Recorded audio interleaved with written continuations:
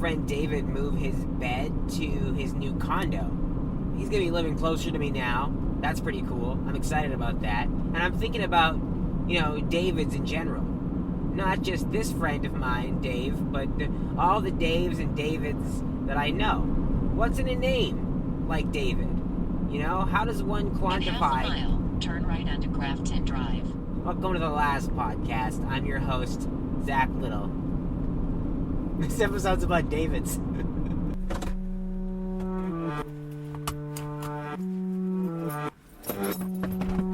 Hello. There's gotta be a better way to get here than the way that I went, but... Where did you go? Like looped around, out onto, Greenland Road and everything, Oh, yeah. That's the only way. Okay. Like, literally, there's a gate. If that gate was open, you'd be right on Keys, right at the end of this road. Yeah. This episode's going to be about people named David. Specifically, the Hall of Davids, which is like a sort of Hall of Fame for people named David that I'm inventing right now. Okay, so the Hall of Davids, obviously is not a real hall, although there is some space in my house, so maybe I should consider installing a real Hall of Davids. But for now, it exists in our hearts and minds. And in today's episode, we're going to induct the first class of Davids into the Hall of Davids. Before we make any official selections, though, let's just consider all the Davids that we, meaning I, can think of.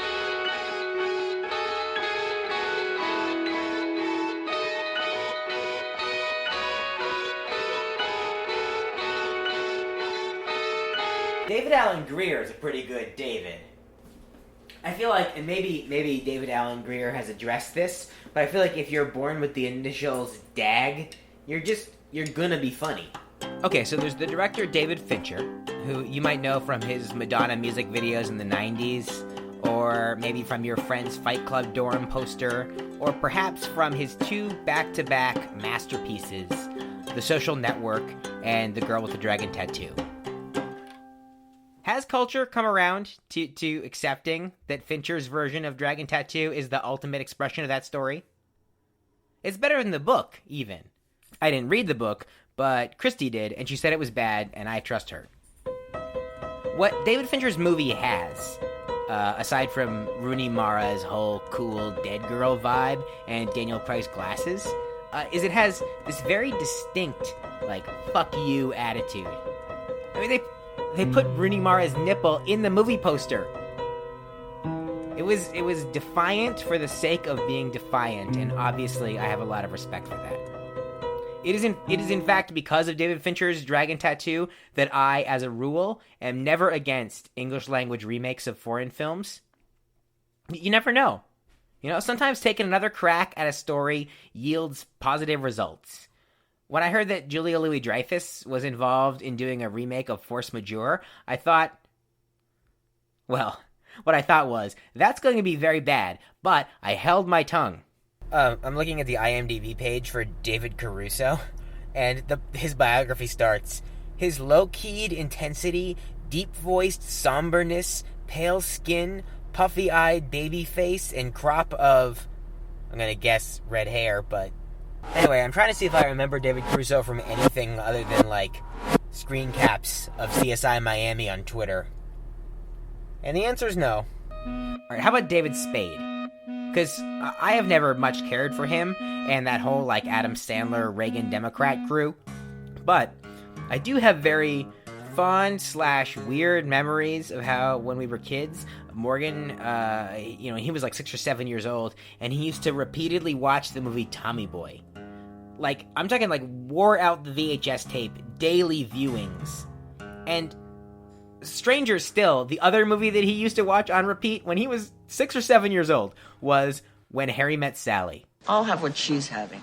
So, maybe in honor of that memory, I will at least consider admitting David Spade into the Hall of Davids. But also, Carrie Fisher. Then, of course, there's David Bowie, the Thin White Duke, the man who fell to Earth, Ziggy Stardust, Jimmy Neutron. He had many names. But the most important name he had for our purposes today was David. I've been listening to Black Star a lot lately. We just passed the 1-year anniversary of its release and then Bowie's death. And actually, that seems to be a pattern with me. There are a lot of records that I don't get around to appreciating until about a year after they come out. It's almost like I needed to be out in the public consciousness for a while and then come back to me. I really like Black Star. It's dense and heavy, but also really happy, and the drums are so intense for the whole album. And listening to Black Star has led me to something else that is also wonderful, which is the original cast recording of Lazarus. So can we talk about Hamilton for a second? Because I really want to like Hamilton. I do. I like Lin-Manuel Miranda. I like history. I like rap. But I also like whiskey and tacos and beer. It doesn't mean that I want to have like a taco and whiskey flavored beer. Well, I actually might, but okay. My first reaction when I heard the Hamilton cast recording was, I'm sorry, but my first reaction was, this is pretty dorky. But so then, I hear the original cast recording of Lazarus, which has Michael C. Hall singing Bowie songs, and it also has the mother from How I Met Your Mother sort of like scream singing changes.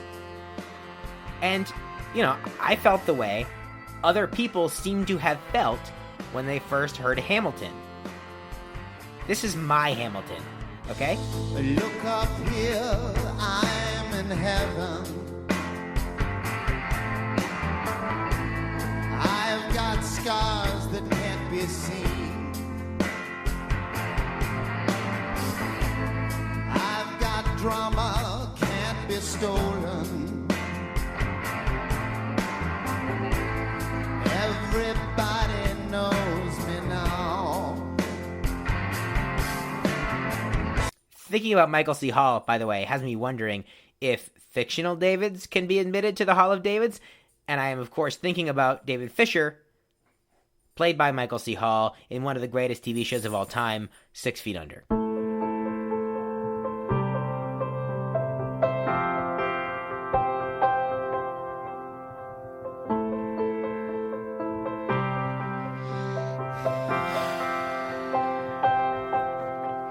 If just hearing a few seconds of that piano has you overcome with emotion, like you gotta take a minute before you can go on with the podcast, you've already seen 6 Feet Under.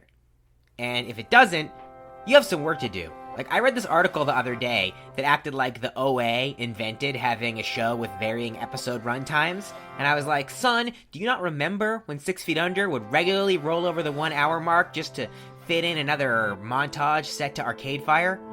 You think Westworld invented setting heavy emotional moments to Radiohead songs? Season 4, Episode 3 of 6 Feet Under, motherfucker. Now, Christy, there was a time when you said 6 Feet Under was your favorite show. Mm-hmm. Do you think that's still true? Yeah. I think that's probably still true of me, but I think I forget. I think I, like, undersell it. Is there any particular reason why, like, could you express why 6 Feet Under is your favorite show? It's probably contained the most real emotions that I've ever seen in a TV show, I think. And I just want to interrupt this clip to explain that Shosh is chewing on a bone much closer to the microphone than we are sitting. Sorry about that. I'm sorry, I just went somewhere else and it kind of like threw out the other side of the thing. Did you go into like a 6 Feet Under style musical No, montage? no, I was comparing it in my head to other shows while I was talking about it, and then I started thinking of other shows. Sorry. What other shows are you thinking of and comparing it to? Well, any of the others that I've watched the entirety of that I can feel, and a lot of other of them like lean on a crutch of drama or lean on a crutch of humor or something like that, so that they don't have to create like actual like content. And I think that 6 Feet Under always was real.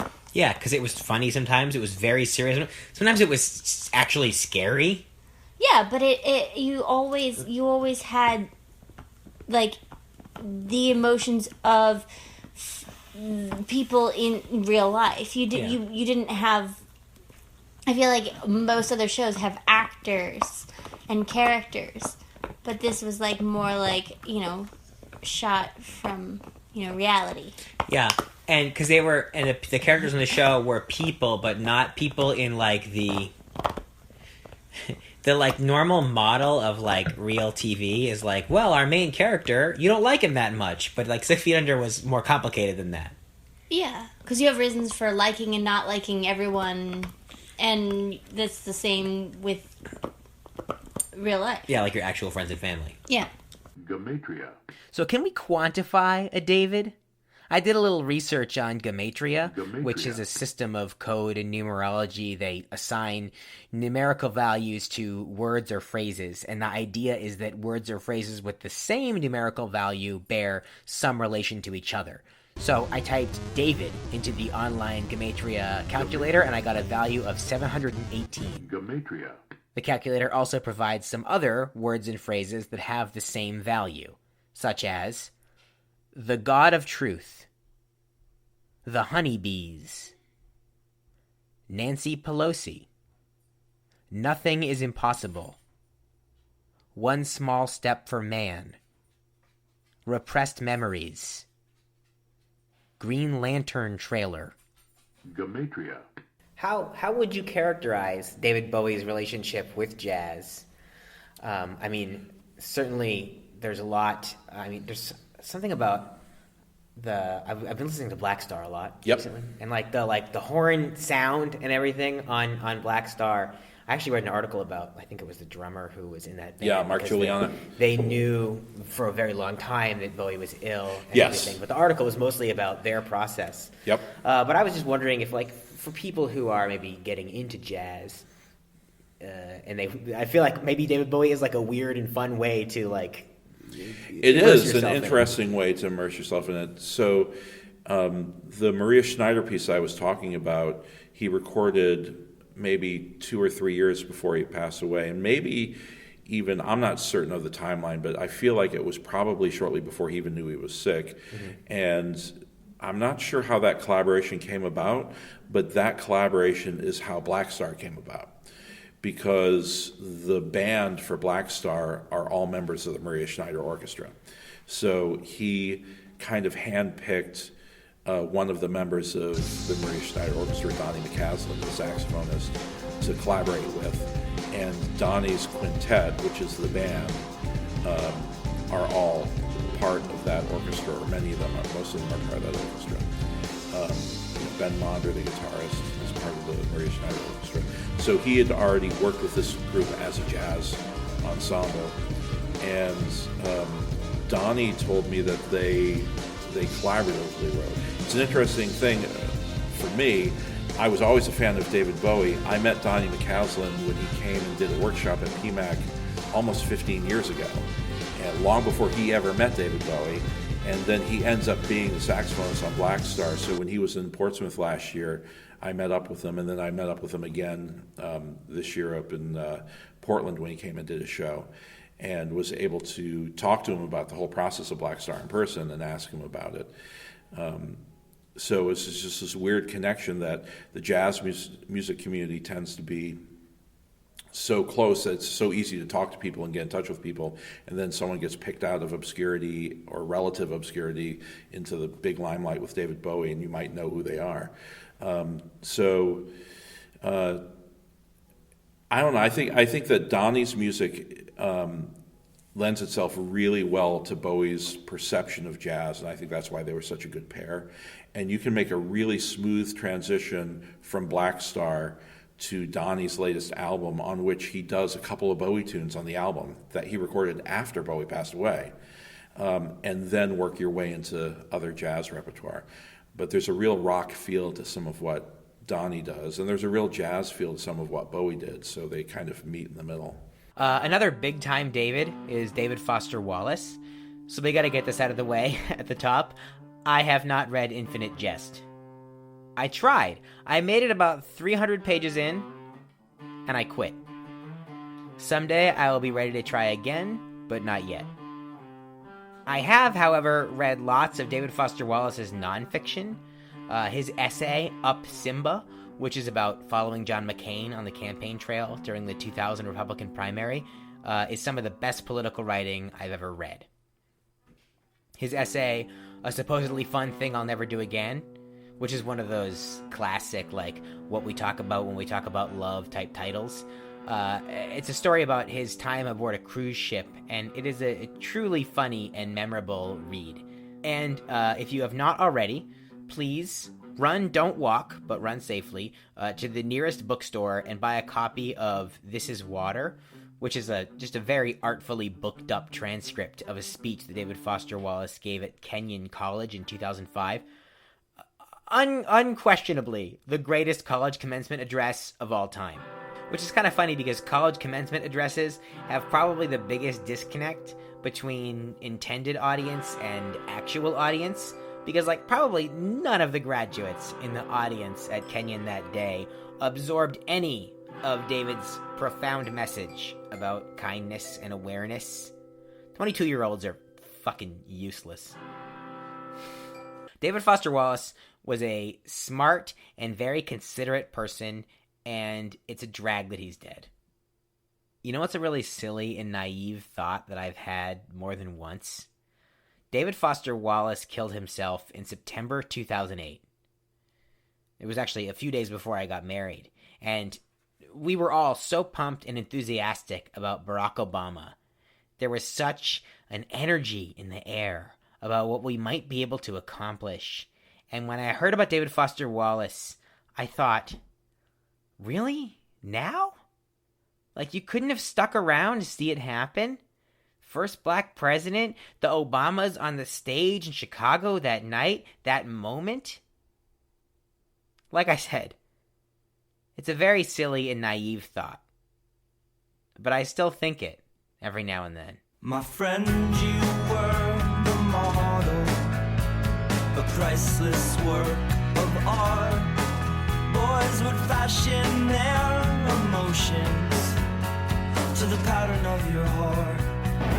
So what I want to tell you, way into, I decided that I really need to find a few things that I believe in order to stay alive. And one of them is that I'm extraordinarily lucky to be able to do this kind of work, and that along with that luck comes a tremendous obligation to do the very best I can, which means that I have to structure my life, sort of like anybody who's dedicated to something, to maximize my ability to do good stuff. And it's just and it doesn't make me a great person, it just makes me a person that's really exhausted a couple other ways to live, and really taken them to their conclusion, which for me was a pink room, with no furniture and a drain in the center floor, which is where they put me for an entire day when they thought I was going to kill myself, where you don't have anything on and somebody's observing you through a slot in the wall. And when that happens to you, you get unprecedentedly willing to examine other alternatives for how to live.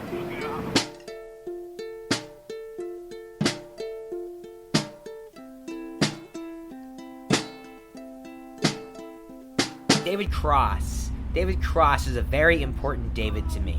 Shut Up You Fucking Baby is my favorite comedy album of all time. I've probably heard it literally over 1,000 times. When I was in high school, Morgan and I shared a room, and we fell asleep to it almost every night. We would alternate the two discs back and forth. Sometimes we would skip a few tracks ahead and start there. These days I do the exact same thing with episodes of 30 Rock. And first of all, let's admit it. The war on terrorism is a fucking joke. You cannot win a war on terrorism. It's like having a war on jealousy, You ain't gonna win it, man. That's fucking ridiculous. It's an absurd notion. You're not gonna, at no point in time ever are we gonna go, whew, got them all. Everybody loves us again. No, that ain't gonna happen, man. All we're doing is making more terrorists. Every day we make brand new terrorists all over the world, because people fucking hate us again. Now, there are certainly aspects of David Cross's album that don't hold up today. I think there's a very strong possibility that George W. Bush may go down in history as the worst president we've ever had. Like the worst. I mean... But anyway, David Sedaris is one of those Davids I've never really connected with, and I feel like maybe we want to have like a subsection of the Hall of Davids that's called like the Cabinet of Irrelevant Davids. So David Sedaris, David Hasselhoff, David Benioff, I'm more of a D.B. Weiss guy, David Duchovny, David After Dentist, fuck that kid.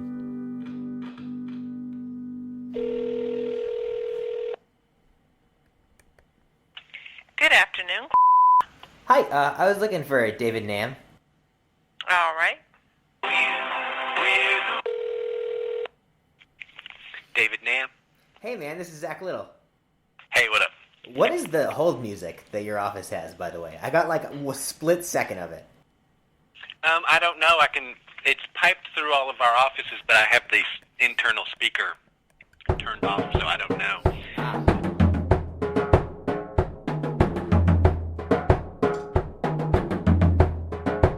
So I was calling you for the podcast because you're a David, and that's right.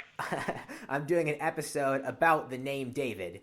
Don't really know why, but I thought it'd be good to get your perspective on being a David. How do you feel about it? Well, in general, I like it. I like my name. I've not ever felt the need to have a different one.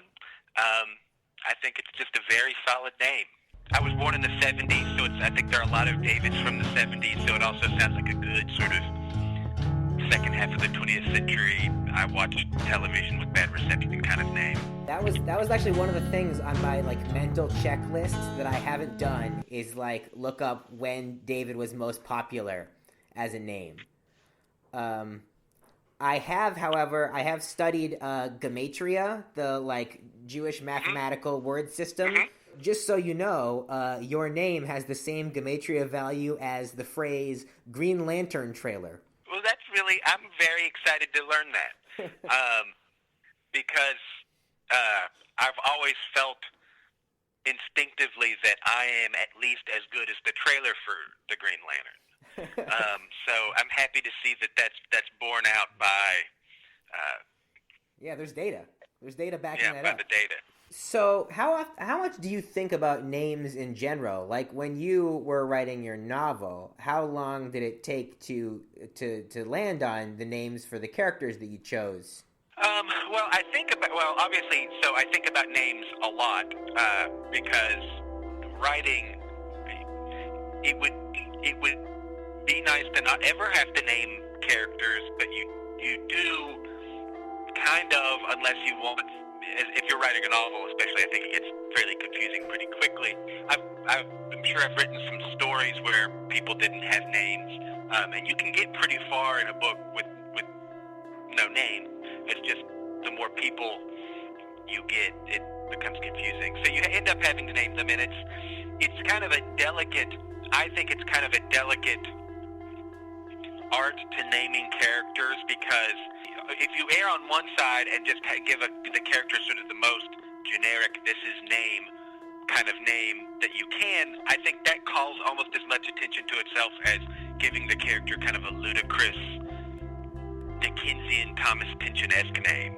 So whenever I read something, if the character is Mike, this strikes me as a name that is so plain. Of course, there are obviously many Michaels, and they're all wonderful people. That stands out to me almost more than sort of like your mid-tier name. So, one of the characters in the book was named Jacob. That seems like a good name for a character because that's common enough that it just seems like a name, but is then a little different from your kind of top-tier John type names. Right. Does that make sense? That does make sense. Sometimes you'll just get the name and the name is right, and then sometimes you'll change it 20 times trying to find the right name. And it's really, there's just a moment when you get to, okay, that was the name of this person, and you don't have to think about it anymore. When you do change a character's name, like mid-novel, is that like a find and replace and say a prayer kind of thing? Because I don't know how well it works, I always don't trust. I don't trust formulas.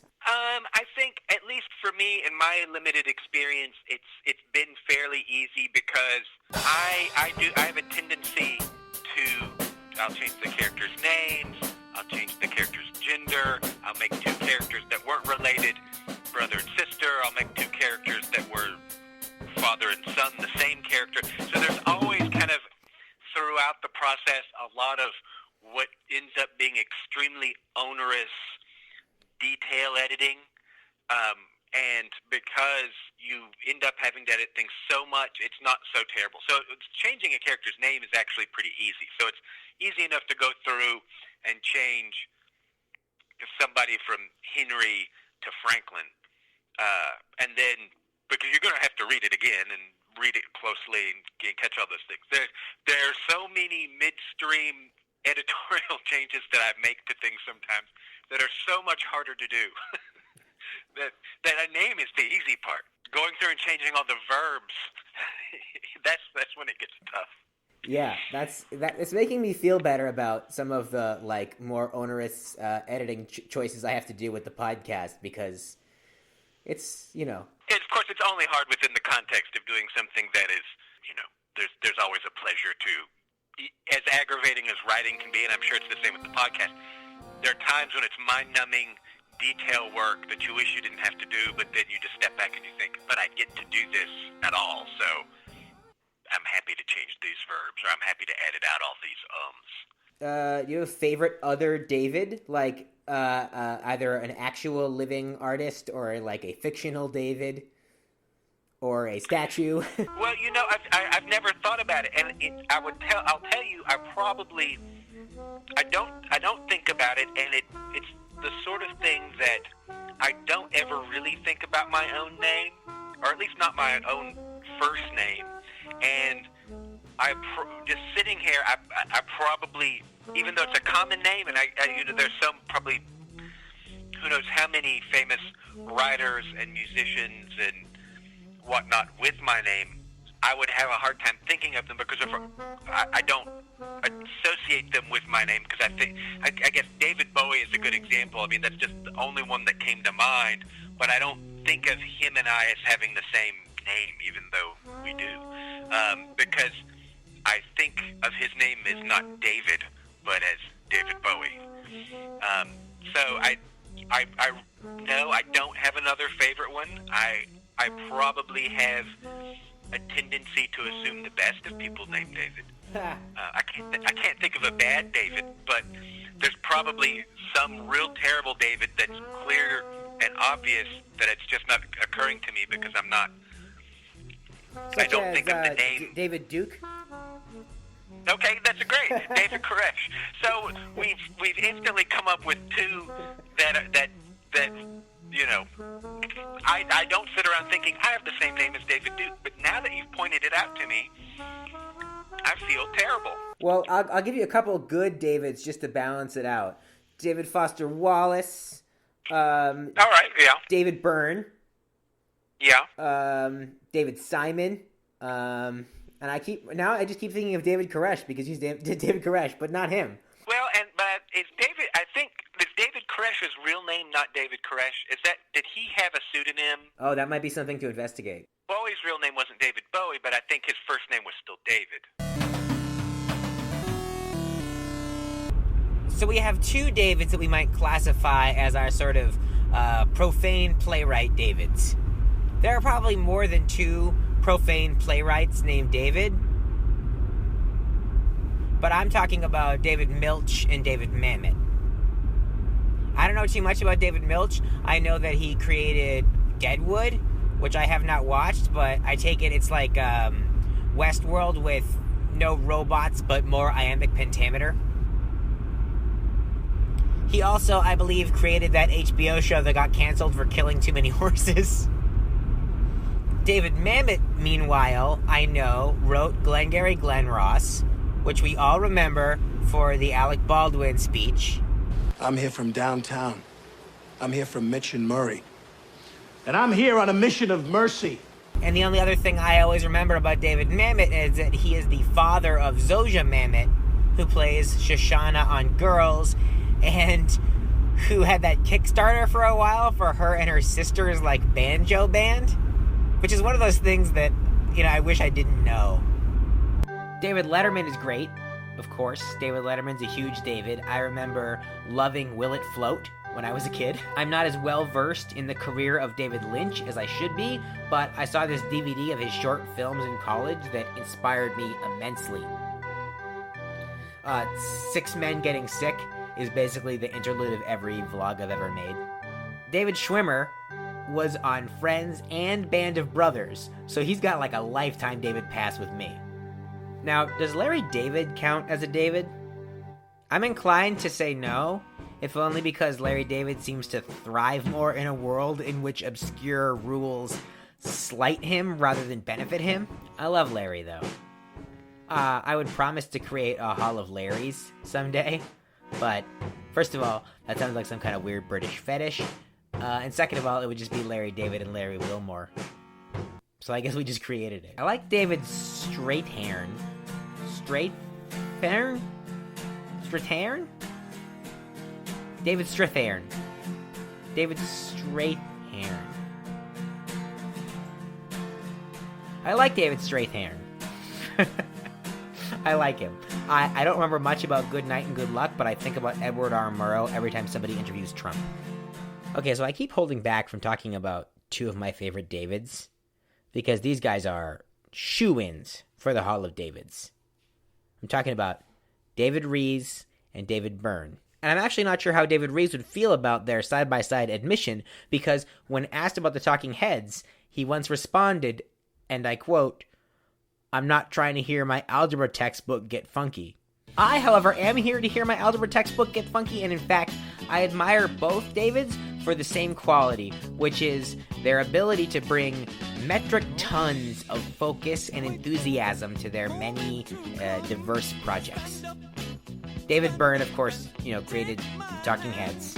Yesterday, I watched a video of a performance of Once in a Lifetime from 1983, and I screen capped 2 YouTube comments.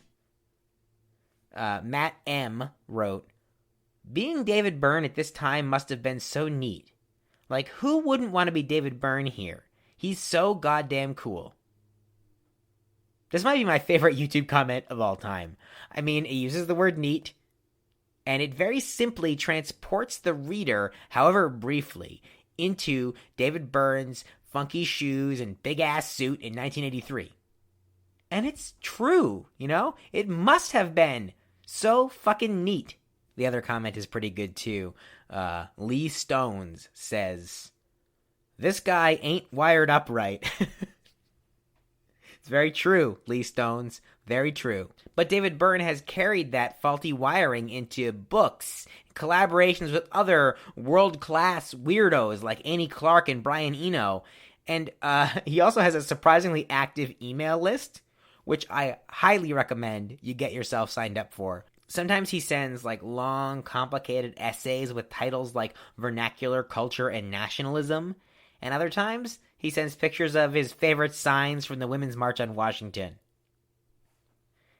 If I only got email from David Byrne for the rest of my life, I would be okay with that.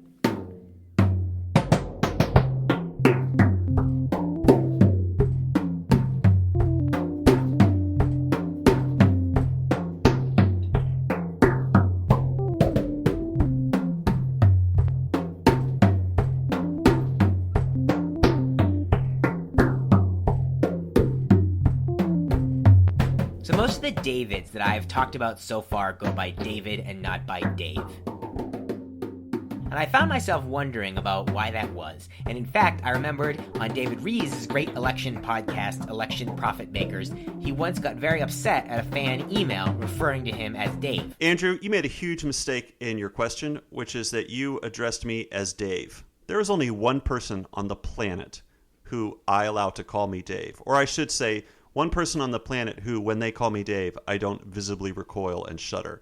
And that is our old friend Mike. So I emailed him and asked for clarification. David Rees, as I have stated in previous episodes, is one of my truest heroes. He's a cartoonist, a TV show host, and a professional pencil sharpener. As such, he has a lot of email addresses. But it turns out they all go to the same inbox, and after a couple days, he got back to me. So this is what David Rees says. David versus Dave all depends on the David in question, I suppose. I have friends named David who go by Dave instead. For some reason, most people have always called me David, so it feels weird if someone calls me Dave right off the bat. Like I said on the podcast, I think my old friend Mike is the only person in my life who calls me Dave, and he gets a pass because I've known him since 5th grade Sunday school. This email made sense to me, and I think there's like a formality gap between Dave and David. As a Zach or Zachary, I feel like the nickname familiarity, formality, calculus, it's different for me. Because Zach with a K, Zach with an H, Zachary, they're all pretty much neutral. And I needed to hear it from a David to understand. Plus, it was pretty cool to get an email from one of my heroes, even though I got it at the same time as someone else refusing my request for an interview. I'm never gonna fucking finish this season of the podcast, you guys.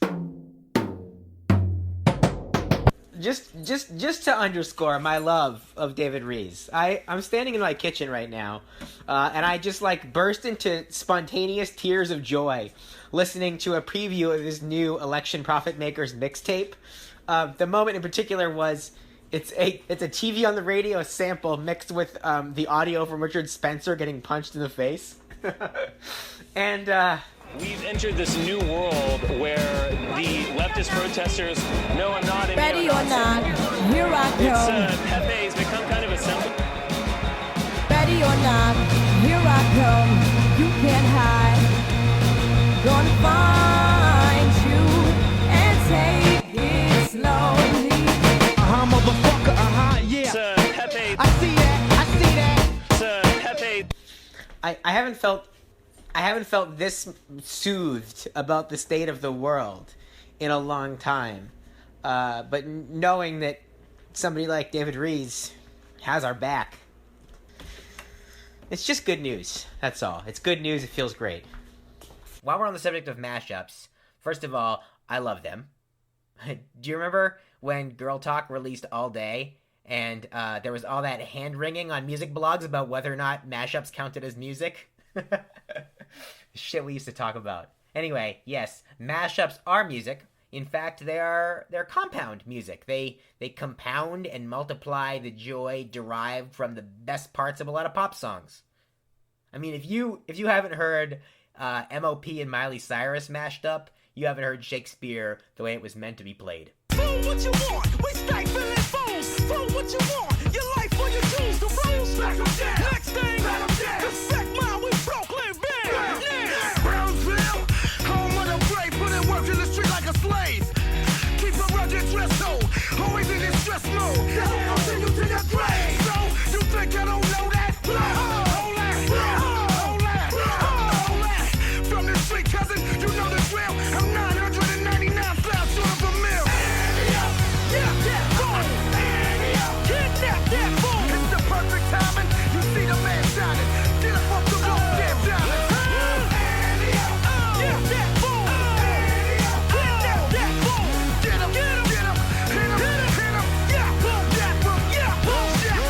Anyway, we were listening to Black Star the other day, and Christy pointed out that a particular cut might mash up nicely with a David Byrne and Annie Clark track, so I thought I would give it a try. Cut to 4 hours later, and I just gave up, because it turns out I don't know anything about mashups. I have tried to isolate the vocal track from this David Byrne, Annie Clark song for, it's been my whole day. I just want to play you how far I got, because you'll hear, Christy's right, that these songs could meet somewhere very nicely, but I am not the person to do it. Here, just listen to this. I used to think that I should watch TV. Jesus, oh, sounds so titty up this mouth. I used to think that it was good for me. Party up, moods, 90 fellas said ground. Wanted to know what Tuesday. folks were thinking, to understand the Real land bad I dizzy live snatch in. making. And I would lose myself ready for set me free. This is the place where common people Friday.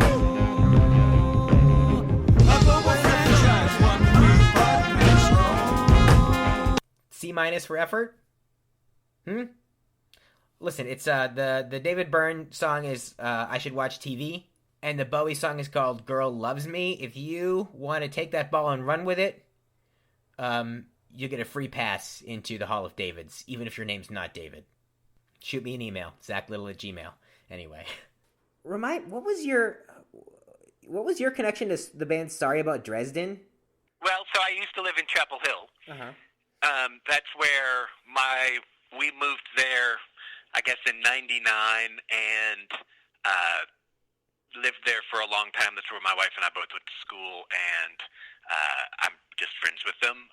Eric, and I guess I met Eric first, and then all the rest of the guys in the band, and I played on 2 of their albums.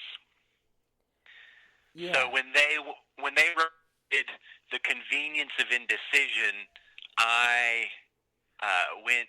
They recorded. Well, they first recorded it in Richmond, and I went up and recorded the piano parts. But then they ended up re-recording a lot of it in Omaha. But I think a couple of the songs I played on are still on there. And then they recorded their last album, Let It Rest, in North Carolina, and I played on that too. So I played on those 2. And then Eric, one of the 2 guitar players in the band, he had his sort of, I guess, solo project called Erie Choir, and I played in that for a long time. Of the many cool facts about you, that might be one of the coolest facts. There are no cool facts about me, but that's definitely one of. They were a fantastic band, and they're just wonderful human beings. I used to listen to them in high school, before I ever communicated with you. And so that was the weirdest thing to find out one day. I just got very lucky when we moved to Chapel Hill that I ended up friends with people who were in very good bands. Yeah, you hide in this crowd. Well, everybody's drinking to themselves, thinking out loud. All the cold and cruel, the crass and corrupt, the more arrogant than interested, so full of themselves as well.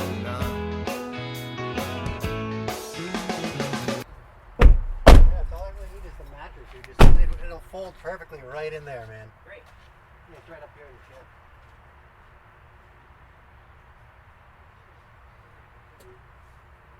David and I used to work together. We're in different departments now.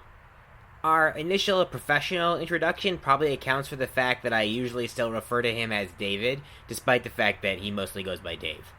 We're not big on nicknames at work. It's just not part of the corporate culture. But it may actually also have something to do with a song I wrote in middle school, back before I actually had a friend named David. Okay, so I wrote this song when I was 13 years old. It was my first comedy bit. I would perform it, for my parents' friends, instead of having to talk to them. And I think if you wanted to, you could probably trace the impulse from this song to high school sketch comedy, to college blogging, to podcasting. It's called My Friend David. Me and my friend David, we're great friends. Gonna be together until the end. Sometimes we go to lemonade stands and buy lemonade from people we meet. We bake cookies and brownies for our neighbors to eat.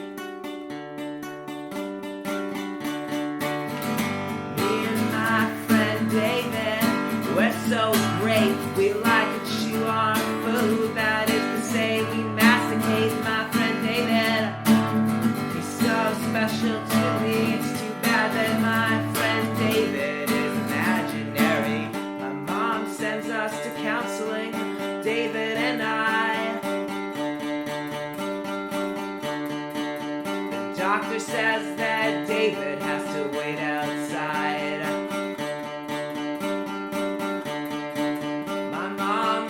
We're crazy, David and me. She's always telling us to stop calling ourselves we.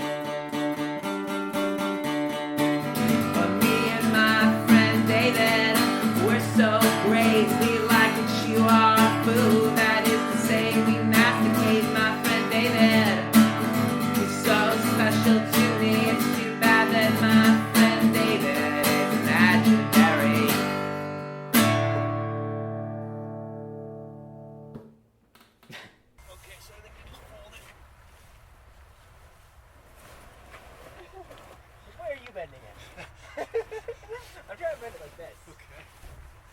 There we go. Like a taco. Okay.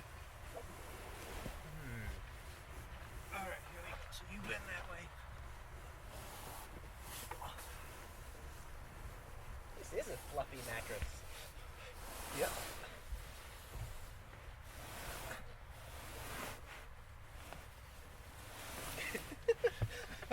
See?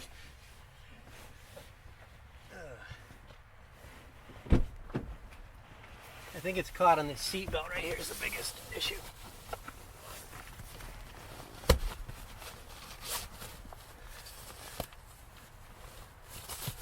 Move my car forward a few inches. That's fine. What? Should I just move my car forward a few inches? There you go. That's the strength. Okay. Yeah, and then you just fold that bad lad in the back. Maybe fold it up front. Up against the seat. Or both.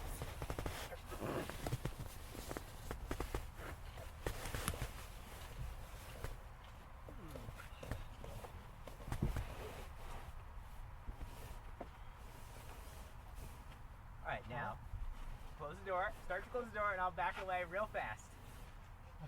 Oh, I think you gotta push it.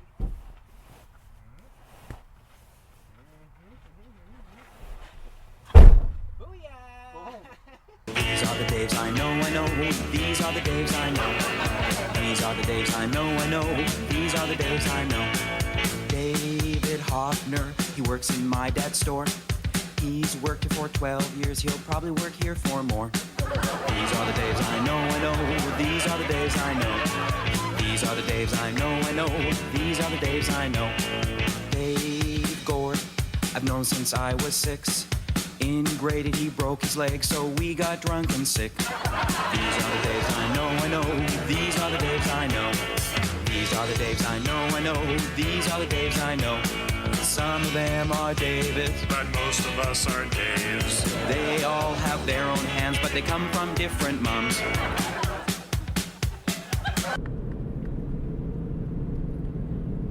Driving to Dave's place like this has led me to adopt a new life philosophy, which is drive like every other car on the highway has a big mattress in the back of their car blocking their view.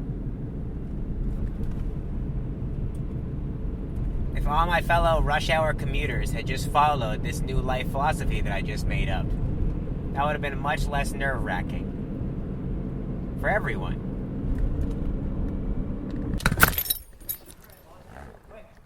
It's okay. I kept forgetting if your car was silver or gold, and there was like 7 silver and gold cars. So I was like, no, it's fine. It's fine. Siri will get me there. So, without any further ado, and as you now listen to the sweet sounds of David and I moving a mattress up 3 flights of stairs, I think it's time that we announce the inaugural 2017 class of the Hall of Davids.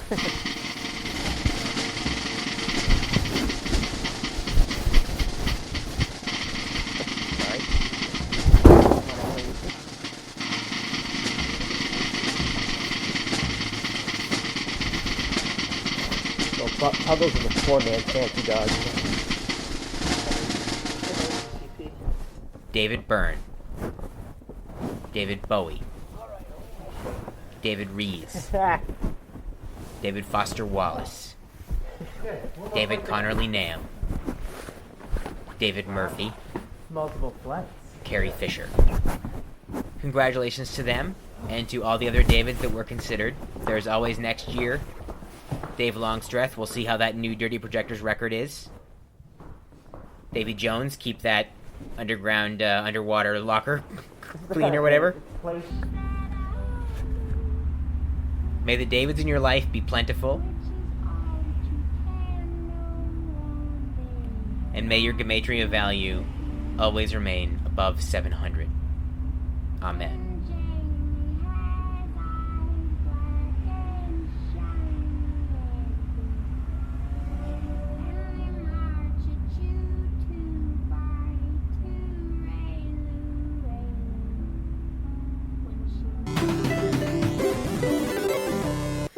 Today's episode of The Last Podcast featured the voices of David Murphy, Christy Little, Russ Grazier, and David Connerley Nahm, plus David Cross, Alec Baldwin, and a conversation between David Foster Wallace and David Lipsky, which is a double David bonus. Thanks to David Rees for his email. Also, I sent an email to a local rabbi named David to see if he'd appear on the show, and he never wrote back. But thank you for your time anyway, Rabbi. It featured music from Joanna Newsom just because it happened to be playing while I was moving David's mattress. A Conor Oberst song that always makes me think of David Foster Wallace but is actually about Elliott Smith. There was also some music from me and Christy, and from my brother Morgan, and from Sia. But more thematically, there was a Sorry About Dresden song with David Nahm on keys. There was a song from Fucked Up's great album David Comes to Life. There was the Daves I Know song from Kids in the Hall, which I've been singing to myself every few days for 18 years. There was music from David Byrne, David Bowie, and Michael C. Hall playing David Bowie. There was a remix from David Rees, which included a TV on the Radio song, which is a band that includes Dave Sitek. There was Little Dave Brubeck, Little Dave Longstreth, some David Bazan, and a clip from Girl Talk's great album All Day. It'd be great if Girl Talk's real name was David, but it's Greg. Oh well. We'll be back next week.